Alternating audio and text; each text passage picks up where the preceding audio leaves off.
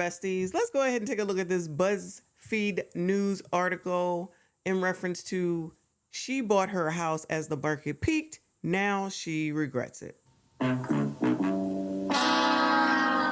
I will make no assumptions. Let's just go ahead and read and see what we find out. But let me just go ahead and say, the ladies just know it all. They doing it all. They ain't got no questions. They don't need no men. They don't need to be married. They don't need no fathers.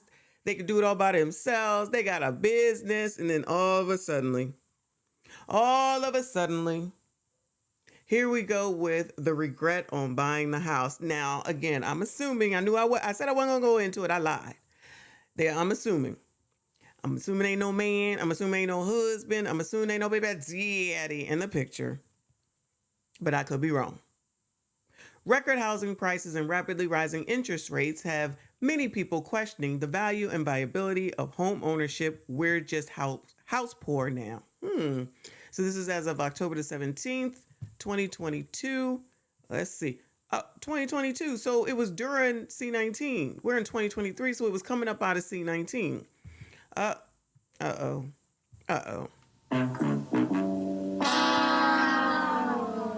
Come on, sis. Aren't you on the highly educated list? Let's see what's going on here.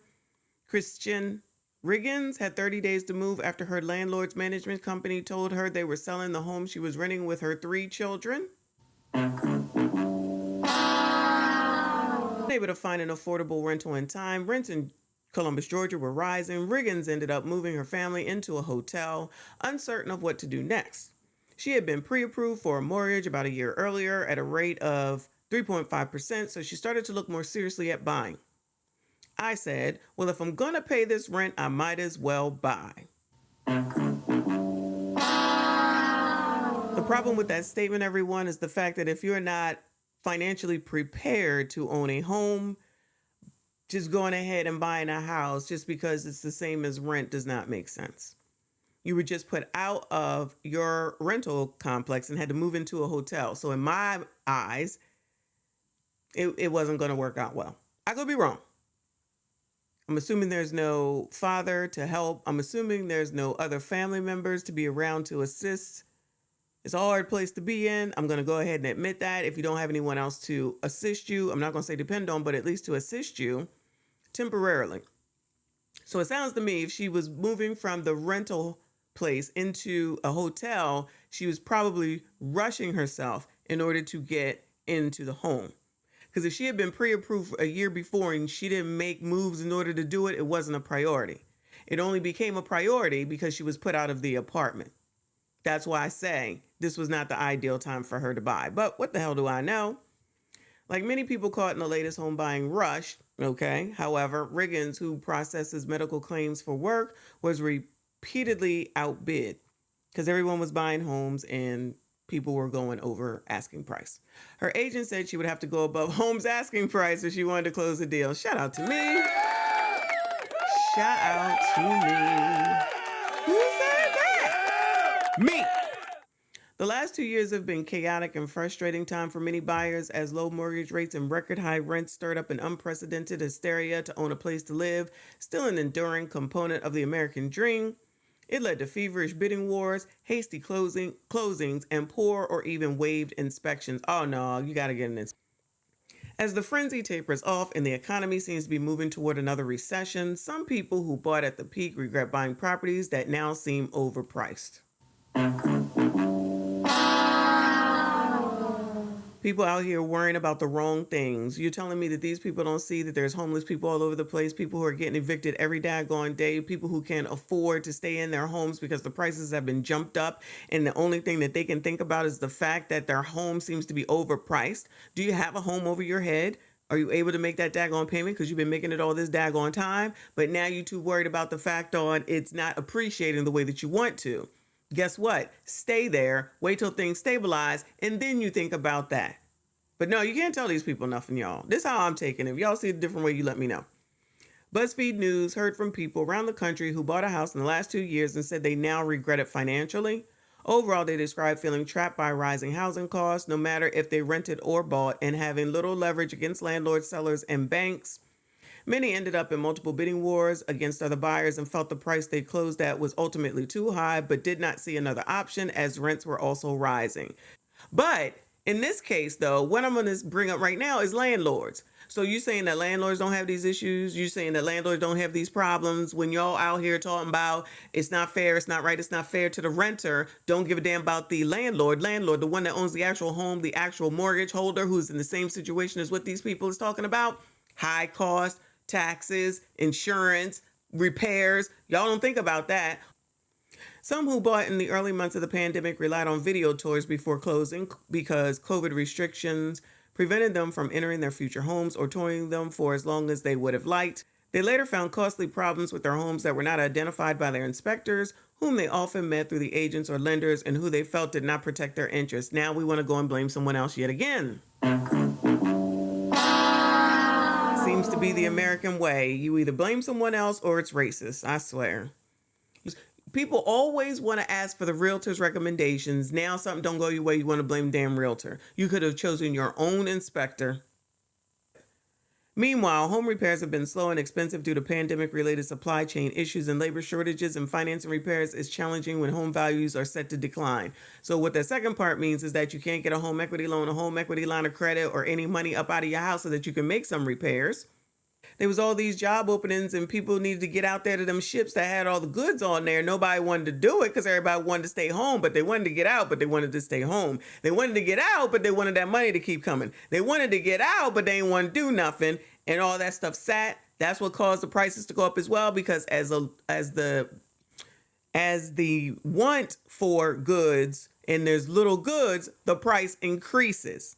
I know I said that a little bit wrong, but I know what I'm saying. I hope you understand too. Because didn't nobody want to do no work. Didn't nobody want to go get that stuff out there on that daggone ship. I hope it's not still sitting out there. All these factors have left these owners wondering whether it was worth it all. I almost feel like it's a scam or a trick to get me into more debt. Child. Go to Russia. I worked so hard to get my credit up to even be able to apply for a mortgage, Riggins said. Home ownership is almost another way to keep people under. Lord, Lord, Lord, Lord, Lord. Sound like more victimhood mentality to me. Take me to the king. Truth is, I'm tired. Sell it then. Leave it. Walk out and drop the keys off. Do a deed in lieu of foreclosure, or let it get foreclosed on, or short sale it, and then see where you end up. And this is the most educated that we're talking to right now, okay? Or talking about right now. That's who's in this article. Proving yet again that y'all don't know ish from ish.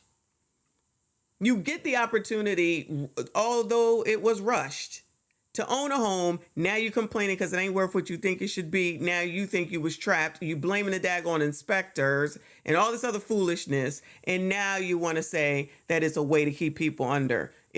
In May, Riggins' 2002 offer a 3-bedroom home with a yard was accepted, but interest rates were rising.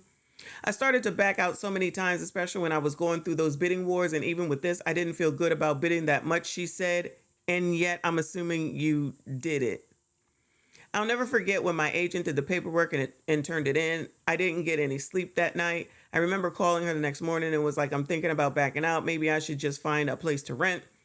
Riggins said that the agent reminded her that a home is an investment, that when rates were lower, she could refinance, and suggested she cut corners somewhere or try to pick up a part-time job.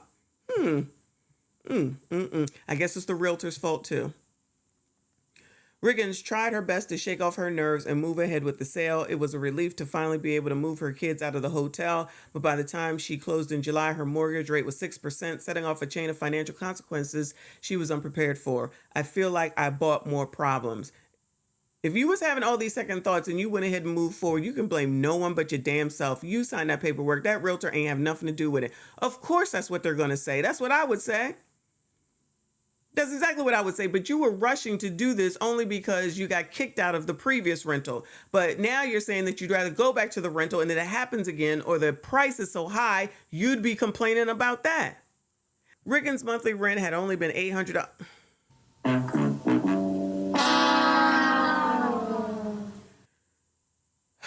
Riggins' monthly rent had been only been $800 a month. Her mortgage payment for a home of the same size is about $1,500.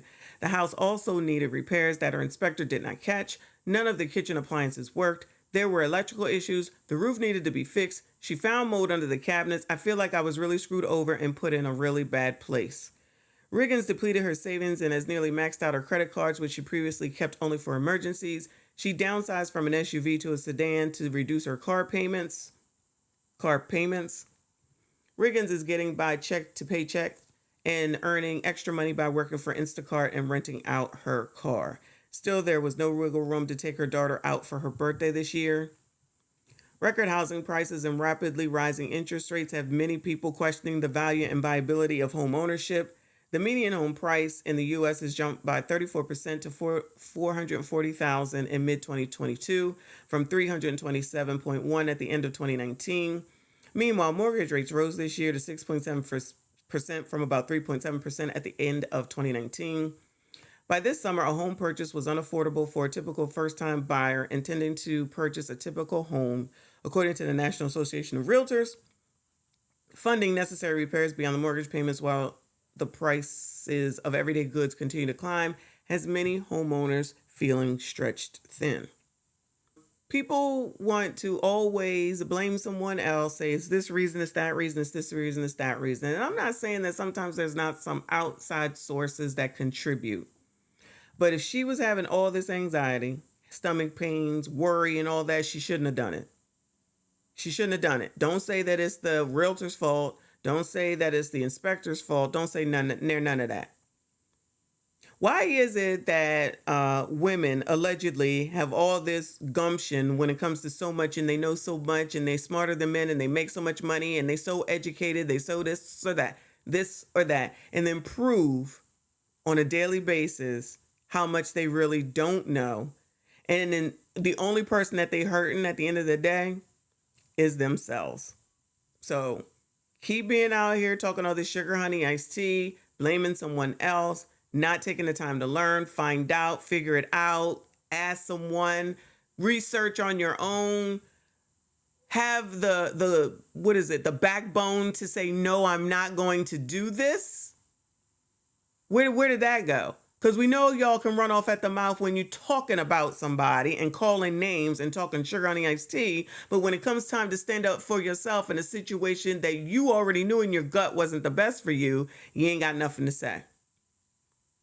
But anyway, whatever. It's same old story, different biatch. That's it. That's all. Make sure you go ahead and subscribe to the channel. Hit the like button. Comment below. I'll see you all in the next one. We do not care.